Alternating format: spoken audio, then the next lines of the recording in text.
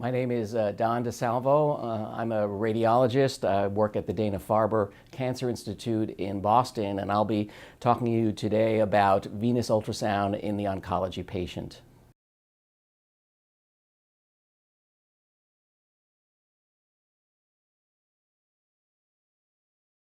Hello, I'm going to be talking to you about venous ultrasound in the oncology patient. My name is Don DeSalvo. I have no financial disclosures, but I will make the disclaimer that my practice is exclusively in outpatient oncology setting, and some of the comments and recommendations I may be making may be not applicable to all patient populations, but I will try and make those differences apparent as we go along. So the overall outline here, we're going to be looking at venous ultrasound uses in oncology, and I'm going to take a case-based approach. We'll concentrate on peripheral extremity thrombosis issues in veins, and we'll look at catheter-related clot, isolated calf thrombosis, the importance of waveforms for diagnosing central lesions, and what I think is an interesting problem of rouleau and slow flow. I'll then look at some examples of how ultrasound can be used as a problem-solving tool for questions that are raised by more sophisticated techniques such as CT and MRI. And finally, other things to think about when the requisition says rule out deep venous thrombosis and you don't think you're seeing a thrombus. So I like to think of oncology as sort of the perfect storm for talking about venous thromboembolic disease, and that's because we interact at all 3 points of the classic Virchow's triad. Beginning with endothelial injury, there's the presence of central venous catheters that can injure the endothelium. Chemotherapy, radiation, all can have direct effects on the endothelium. It's well known that there is procoagulant activation by tumor cells or by the chemotherapy agents themselves.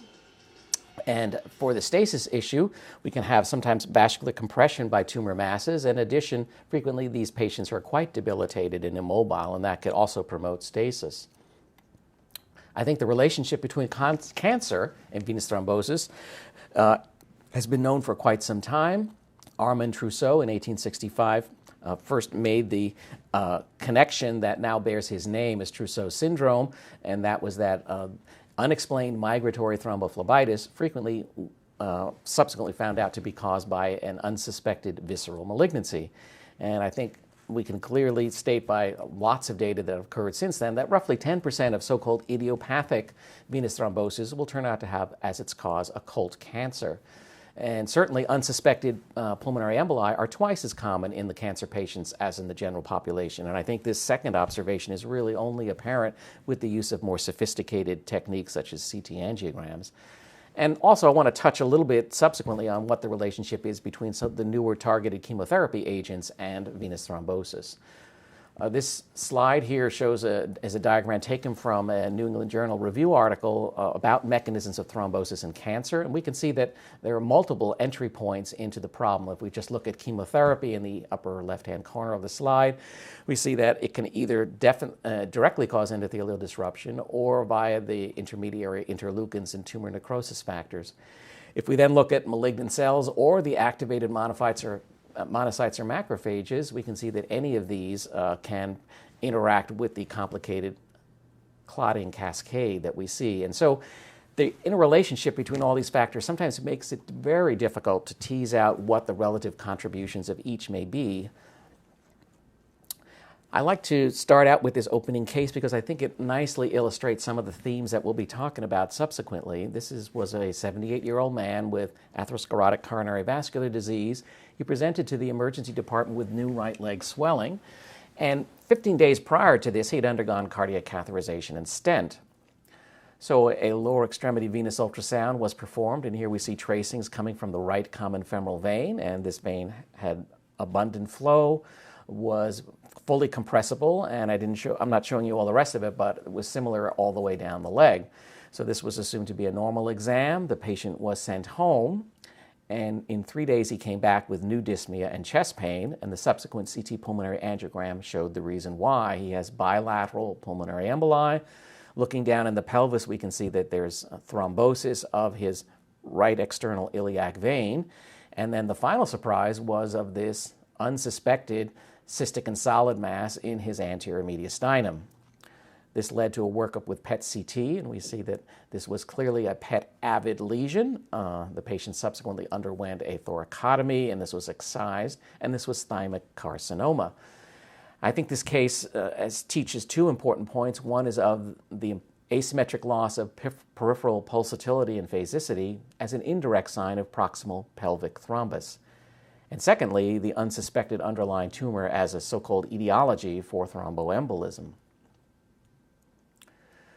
This next case is actually much more illustrative of the typical patient we see at the Dana-Farber. This is a patient being treated with metastatic adenocarcinoma of unknown primary, and he's undergoing a restaging examination. He's on ongoing Avastin therapy, having excellent tumor response, and the patient is completely asymptomatic, and this is a routine restaging. And what do we see but actually a right lower lobe pulmonary embolus on this coronal image to the left, and a little ground glass opacity on the lung windows, likely indicating a lower lobe infarct. The rest of his scan was also remarkable for a filling defect in his left common iliac vein consisting with thrombus. So when we see this, we need to go into overdrive. We say, call up the docs. Okay, we got a PE, we've got infarct and lower extremity venous thrombosis. My God, what do we do? Then this would get the oncologists excited, and they would say, okay, we stop the chemotherapy, we treat this until it resolves. And so I think this gets to the whole issue, well, what is the relationship between chemotherapy and venous thrombosis? Now, the conventional chemo, or so-called cytotoxic chemo, has agents that directly interfere with DNA replication. These are alkylating agents, antimetabolites, and these are known to have direct endothelial injury, and that's the likely mechanism for why there's the increased incidence. However, if we look at the newer so-called molecular targeted chemotherapies, these are actually acting against cells' surface receptors, VEGF receptors, tyrosine kinase receptors, and these blockages of these receptors leads to changes in the intracellular pathway, which disrupts the mechanisms that are needed for tumor growth. But then the next question is, well, do these targeted chemotherapies increase venous thrombosis relative to conventional? And I think this is an example of a gradual learning curve, because the early case reports said yes, emphatically. And when they looked at bevacizumab or Avastin plus chemo in one group of patients who were being treated for colorectal carcinoma and compared it to those with conventional, you had a higher rate, and this was 23%. But the mechanism of this so-called increased venous thrombosis is really not known. And what happened ultimately is that the oncologist would have this treatment dilemma. The tumor is shrinking, it's meeting RECIST criteria for response, and yet we have venous thrombosis on these restaging studies. What do we do? And I think finally now, and here actually, is an example of such a case. So this two images through the liver, clearly this patient who's being treated, who has breast cancer with mets to the liver, being treated with Taxol and Avastin, these lesions are shrinking. The patient is responding. However, on this same follow-up on the chest portion of this follow-up study, we see a left lower lobe pulmonary embolus. So what do we do? And I think this is emblematic of the dilemma that clinicians were faced. And I think now what I want to leave you with is the thought is vascular toxicity, or so-called toxicity, perhaps a biomarker for treatment response? I think if we look at the example of graft versus host disease post-stem cell transplantation, we see a perfect model that, yes, we want to see this so-called graft versus host disease. That tells us that the stem cell transplant has worked and that hopefully will be then active against the patient's leukemia or lymphoma.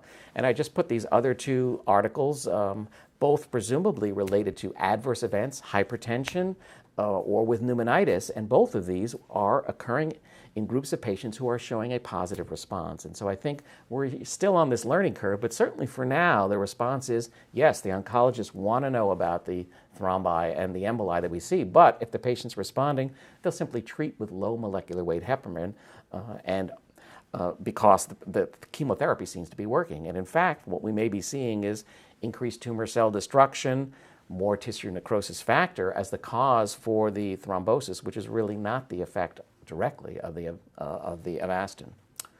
Okay, well, let's turn to our first case, dealing now with a more conventional peripheral disease. This is a patient with pancreatic cancer who has new right neck swelling. And if we look at this clip through the right just internal jugular vein, we see a nice slow flow. We see echogenic material slowly moving in a normal direction, at least, in this vein going from head to toe. We come to this sinus where we see these venous valves, which are barely moving, and posterior to the back-sided valve, we see increased echogenicity that is actually not moving at all. If we then do our compression, we see that this part does not compress, and this is actually acute internal jugular venous thrombosis, and I think it beautifully illustrates the evolution of this process. The clot initially attaches to valves located at the venous sinuses, and they're typically found in the distal IJV and the proximal subclavian, and the altered flow within the sinus leads to stasis. And what I think is not often mentioned is that hyperacute clot may actually be echogenic, not the sort of hypoechoic or anechoic that is we typically expect to see, and this can actually mimic these rouleaux or these slowly moving echoes, but the key difference is that this is not compressible. A secondary sign is that those valves are barely moving, so-called frozen valves, and we can see that here on this back image where this valve is barely moving. So this then obviously needs treatment. This next case also gets at the issue of upper extremity DVT, but this patient had lymphoma, right arm swelling, and a central line was inserted 1 month ago. And on this motion clip, we can see the central catheter right at the junction between the axillary and subclavian vein, and where the cephalic vein is also joining. And we can see that there's extensive clot all along this and extending into the proximal subclavian. This is acute left axillary vein thrombosis, and it's related to her subclavian catheter. And this, again, would definitely require anticoagulation therapy. Whether or not the catheter can stay in, I think depends upon how badly it's needed, but also catheter removal would be considered. So the idea of upper extremity deep venous thrombosis, it used to be considerably a rare diagnosis relative to lower extremity. However, the prevalence now is clearly increased between 18 and 47%. And it's largely due to the presence of central venous lines. And if we look at the population of those with DVT, between 28 and 61% have a central line. If you look conversely at everybody with central venous lines, either easily 12 to 23% go on to get deep venous thrombosis, and the subsequent pulmonary embolism risk is considerable, between 13 and 17%. So the issue of catheter-associated venous thrombosis was nicely studied by this group from Memorial Sloan Kettering. They looked at 573 consecutive upper extremity sonograms over a 26-month period, all referred because of suspicions of thrombosis. The thrombosis prevalence in this group was quite high, 40%, and when they looked at those with or without central venous line, twice as many had central venous lines in this group. The age, sex, and cancer type were not correlated with the risk of deep venous thrombosis, and the risk of subsequent pulmonary embolism from the thrombus was between 8 and 14%.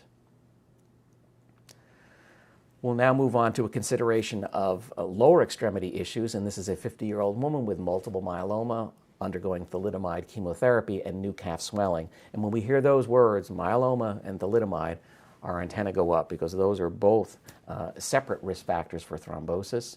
And if we look at this compression clip of the left calf, we can see beautiful compression of the more superficially located posterior tibials, but the perineal veins don't compress at all.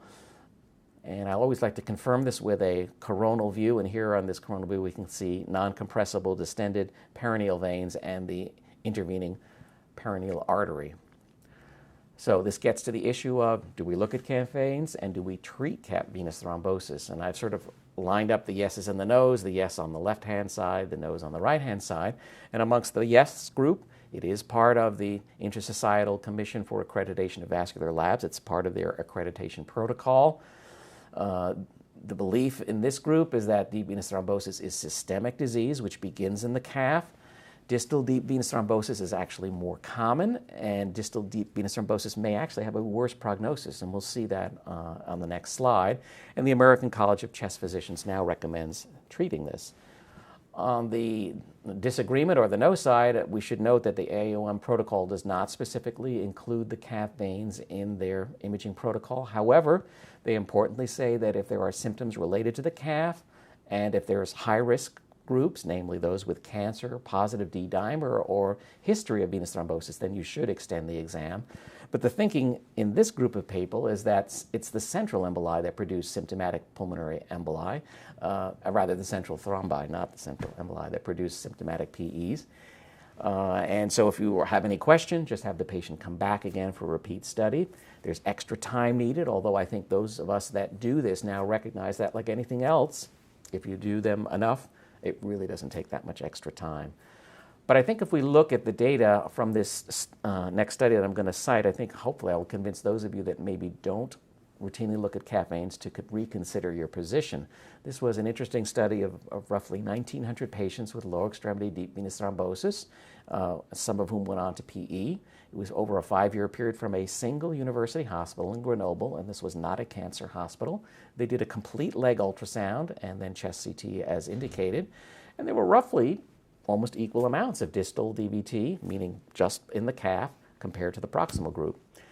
Pulmonary emboli rates were quite high, 39%, but interestingly, they followed these groups for 2 years looking at mortality, recurrence of deep venous thrombosis, and subsequent malignancy risk. They divided them into 4 groups: the distal DVT, or the calf group, unilateral and bilateral, and the proximal TVT, unilateral, bilateral. And interestingly, the bilateral or calf DVT group, compared to the proximal, had the same 2-year mortality, which was quite high, 67 to 72%. They had the same recurrence risk for DVT, and actually their malignancy rate was slightly higher.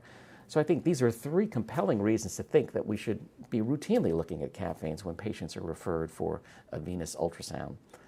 And I hope this may convince some of you to do it. For this next case, we'll move back into the upper extremity. This is a woman with myelodysplastic syndrome. She'd had a bone marrow transplant. She came in having complaints of right arm swelling for 2 days. Now, this patient had had a Hickman catheter inserted 1 month ago and then subsequently removed. So unlike our opening case, or actually our second case, the catheter is now out. And if nothing else, I think we learn. And so here, unlike that opening case, I'm going to show you a very flat right subclavian vein tracing, and it's the opposite side, showing normal pulsatility and phasicity. So this was a very concerning, this is so-called monophasic tracing. And when we say monophasic, we don't mean monophasic in the sense of what the arterial tracings are. This is just a completely flat tracing with no variability. If we carry it more proximally, we again see that this is a very flat monophasic tracing, and if we're able to get a smaller face transducer and look at the right brachiocephalic vein, what do we see? Markedly increased pulsatility and very high flow rates.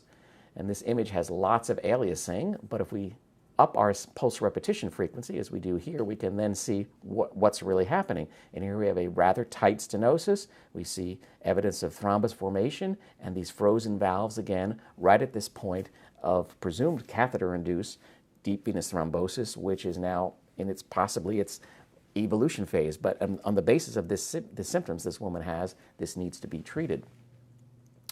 So what this is then, partially occlusive thrombus. And it shows us, again, as the opening case did, the importance of waveform analysis as indirect evidence for disease that's distal, or more proximal to the catheter that we're looking at. And so if we have our probe in the subclavian vein, we want to look at what's happening between it and the heart. And that's what frequently the area that we can't see. And it's especially critical when we're looking at upper extremity deep venous thrombosis because subclavian veins are just not compressible. And even if there's a unilateral exam, we have to look at both proximal vessels, and loss of symmetry is the best predictor for subsequent stenosis or occlusion in the part of the vein that we can't see between where we are and the heart. So just briefly review, what are the 2 types of waveform analysis we look at? There are some that are related to spontaneous with normal respiration, and these include phasicity, which consists of respiratory variation. As we take in a breath, the intrathoracic pressure falls and the flow rate increases into the thoracic space. With expiration, the reverse happens. And pulsatility is a direct reflect of the cardiac events in the right atrium. And both of these assess for what we call upstream patency, or patency between where we are and the heart. Second thing we do is response to maneuvers, and I'm always impressed how most residents always know about the distal maneuvers, namely augmentation, looking for how are things distal to where we're looking. However, proximal information is just as important, and typically what we'll do here is Valsalva or sniff maneuvers, looking for decreases in flow in veins that are completely open between where we are and the right heart. And so here are just normal diagrams of these two phenomenon. The respiratory phasicity, note it takes place over multiple cycles, but gradually we're seeing increase in flow in inspiration and then diminution in expiration, whereas the beat-to-beat variability gets at the cardiac events on the right side of the heart. And note that in the proximal subclavian vein, these are more exaggerated, and typically they will diminish as we get further away from the heart or more distally, and this is an expected finding. So asymmetry of waveforms, it's important to compare the most proximal waveforms, whether you're dealing with arms or legs, for symmetry, and loss of one component of either phasicity or pulsatility is of questionable significance, but both components absent is significant. And here we have to think about either extrinsic compression from nodal disease or an intrinsic process such as thrombosis or stenosis, as we just saw in the case we looked at.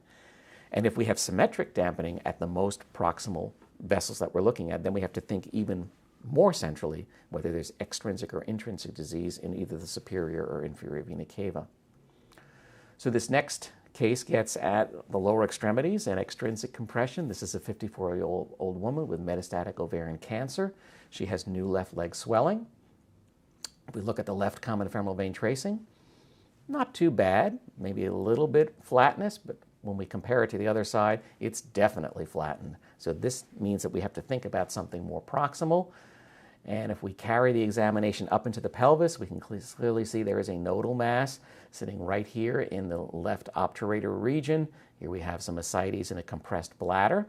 If we take a tracing right at this point, we again see an extremely flat tracing in the left external iliac vein. And the CT confirms the findings that, yes, we have a large left obturator nodal mass leading to the flat tracing. And so again, we have the explanation. So just then as a review, the monophasic waveform in the common femoral vein, a nice study that came out of the University of Alabama, was a retrospective review over a 5-year period of almost 3,000 patients. And in that group, they identified 124 monophasic common femoral vein waveforms. They found almost 40% were due to iliac deep venous thrombosis. Another 21% were due to extrinsic compression, either due to pregnancy, lymph nodes, hematoma. This was not exclusively a cancer group. And there was iliac stenosis or hypoplasia in about 5%. In a full 36%, they never found a cause. So unfortunately, we may not always know why it's monophasic, but at least I think this study again shows that it's important to extend the examination proximally through whatever means you have, either with ultrasound or with another imaging technique. Typically, CT would be suggested. All right, this next case deals with a gentleman with metastatic colorectal cancer presenting with new right leg swelling.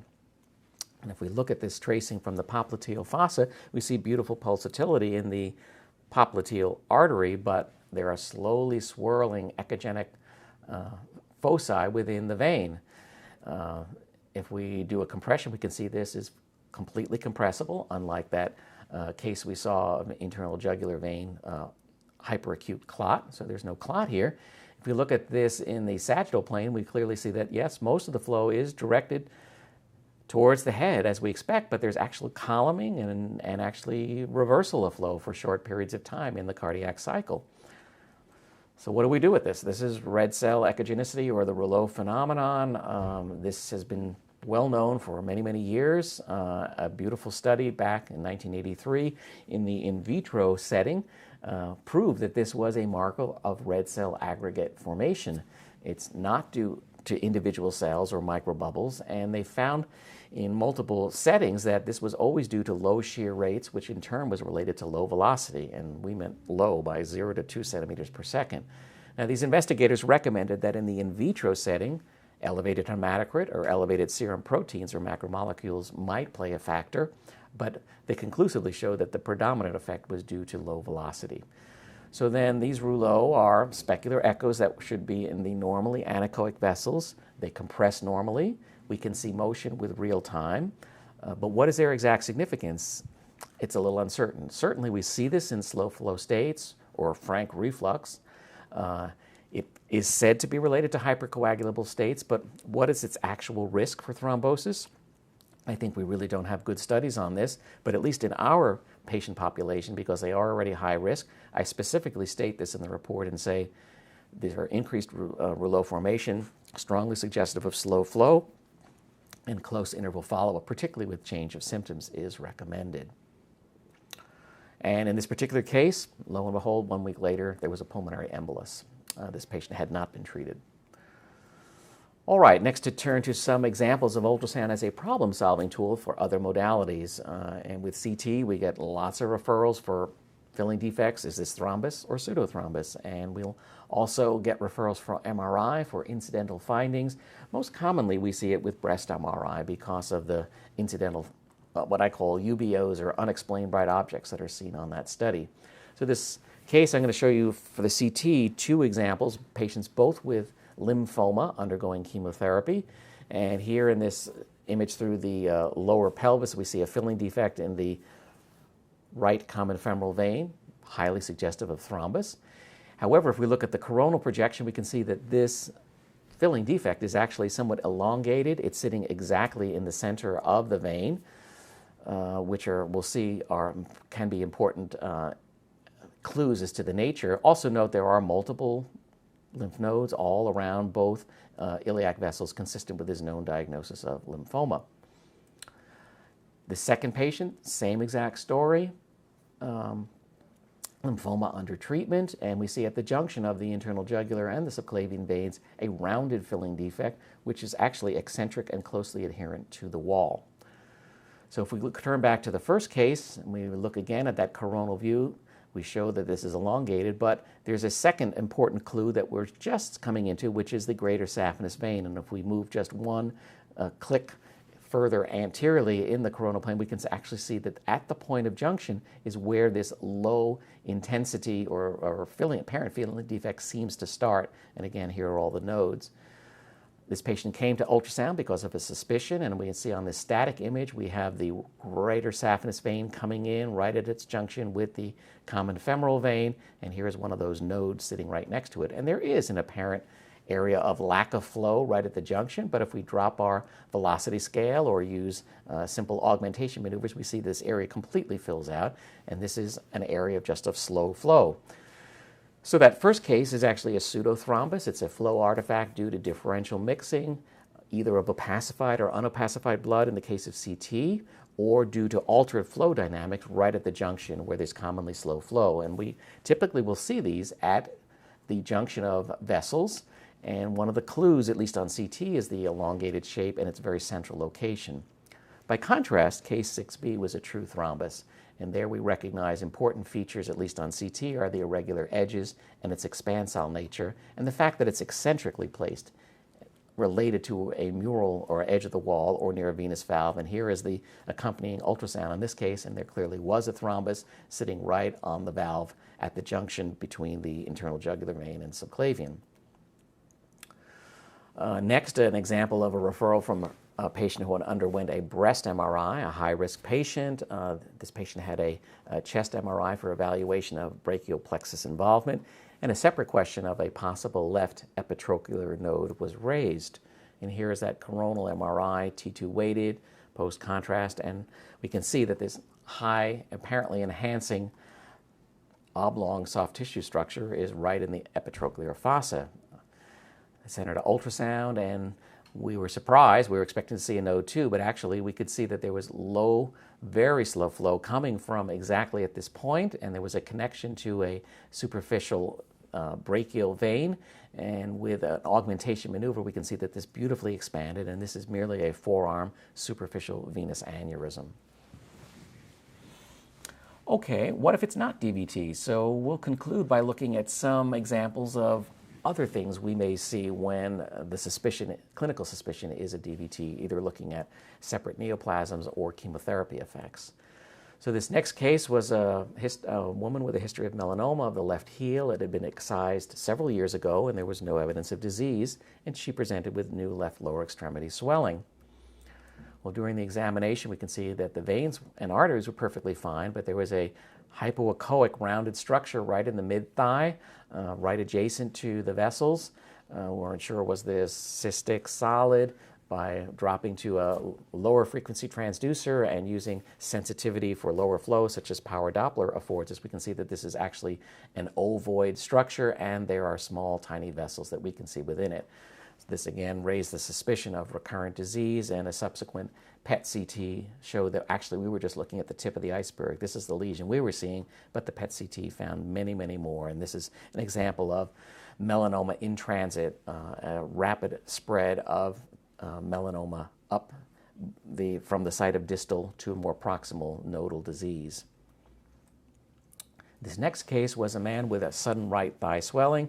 There was a question of possibly a focal mass. This study was done on the outside, but beautifully shows distension of both the femoral and deep femoral veins on the right side, filled with echogenic material, exactly consistent with acute venous thrombosis. The patient was subsequently begun on anticoagulation therapy, but symptoms did not abate, and 1 month later, this is what he looked like, still with this hugely distended, apparently clot-filled veins. And at this point, there was now much more question of whether there was a mass at this site that was palpable. A subsequent MRI here showed, unfortunately, this was a thigh liposarcoma with venous invasion. And I think part of the difficulty in making this diagnosis is that although we were using color Doppler, there is no flow that's evident in these clot. But I think this is where contrast ultrasound will really help us, because it's already been shown in cases of hepatoma and portal vein thrombosis that contrast ultrasound can clearly show malignant portal venous invasion versus bland thrombus. And I think the same thing will be true in the peripheral veins as well. This next patient was a 57-year-old woman with popliteal fullness and pain. She had a prior diagnosis of non-Hodgkins lymphoma, currently in remission. And when we looked at her from the popliteal fossa, it looked like there was this very large, almost completely anechoic mass. Was this fluid?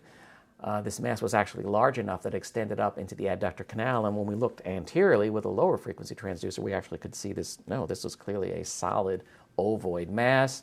Putting on color showed that this was vascularized, coming from the femoral artery, directly feeding this, and with her past history, this was very worrisome for recurrent disease, and this was proven by a subsequent PET CT, where we can see a markedly PET-avid lesion in the left popliteal fossa.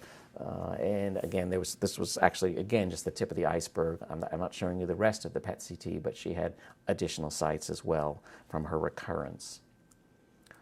Well, this last case was a patient with Hodgkin's disease. He came in with new left arm pain and chest wall swelling.